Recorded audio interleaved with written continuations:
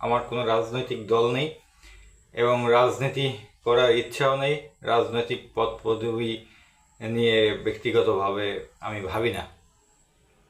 আমার কথা হচ্ছে, রাজনৈতিক দলেরা বলে যে ঘরের ছেলে ঘরে আসছে, মানে সে যদি এ টিমের দল হয়, এ টিমের কর্মী যদি অন্য দলে যায়, ওই দল থেকে যদি আবার ফিরে আসে, বলে যে ঘরের ছেলে ঘরে আসছে।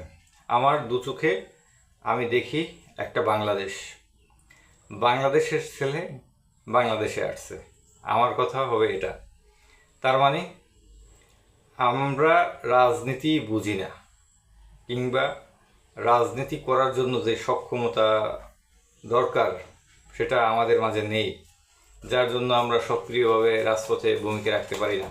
বাট আমাদের একটা মুক্ত চিন্তা আছে দেশ নিয়ে, যে আমরা কিভাবে দেশকে দেখতে চাই, রাজনৈতিক নেতাদের আদর্শ চরিত্র কেমন হওয়া উচিত, এটা আমরা ভাবি।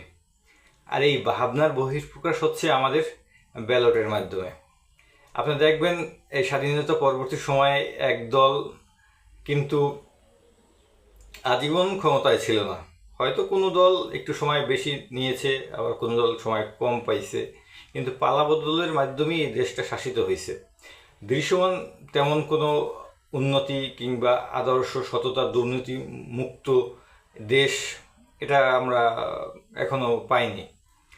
তো ভবিষ্যতে যারা নেতৃত্বে আসবে, আমি আগের অনেক ভিডিওতে বলছি যে ফার্স্ট বর্তমান জেনারেশনরা বেশ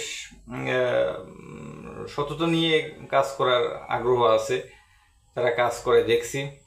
আবার যাদের পুরনো দলগুলো, সেই দলের যে সকল তরুণ কর্মীরা, তাদের ভিতরেও বেশ একটা দেশপ্রেমের আগ্রহ দেখছি, এটা ভালো লাগে।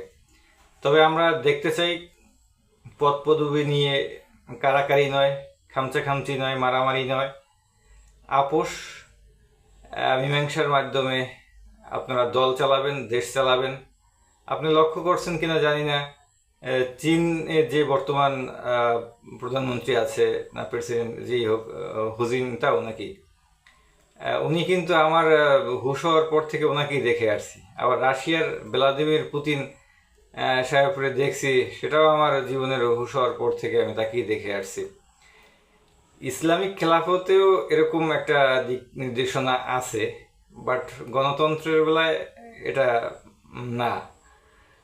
তো যেরকমই হোক, আমি মনে করি যারা আদর্শবান, যারা দায়িত্ব নিতে ভয় পায়, কারণ দায়িত্বের বাহিরে থেকে সমালোচনা করা সহজ, দায়িত্বের জায়গায় বা দায়িত্বের চেয়ারে বসে দেশ চালানো অনেক কঠিন। আর এই কঠিনতাকে ভয় পায় অনেক অনেস্ট পার্সনরা, যার কারণে এই চেয়ারটাকে তারা বসতে ভয় পায়। আমাদের উচিত দায়িত্বশীল পর্যায় থেকে যে সকল নাগরিকরা আছি, বাংলাদেশের প্রকৃত সৎ দেশপ্রেমিক নাগরিকদের বের করে এনে তাদেরকে সামনের সারিতে এসে দাঁড় করানো। এ না হলে ভবিষ্যৎ বাংলাদেশের দুর্নীতি মুক্ত করা মনে হচ্ছে না সম্ভব হবে। আর যদি হয়ও, সেটা আল্লাহ তাআলার অশেষ মেহেরবানি। আল্লাহ হাফেজ। ভিডিওটি সম্পূর্ণ দেখার জন্য কৃতজ্ঞতা প্রকাশ করছি।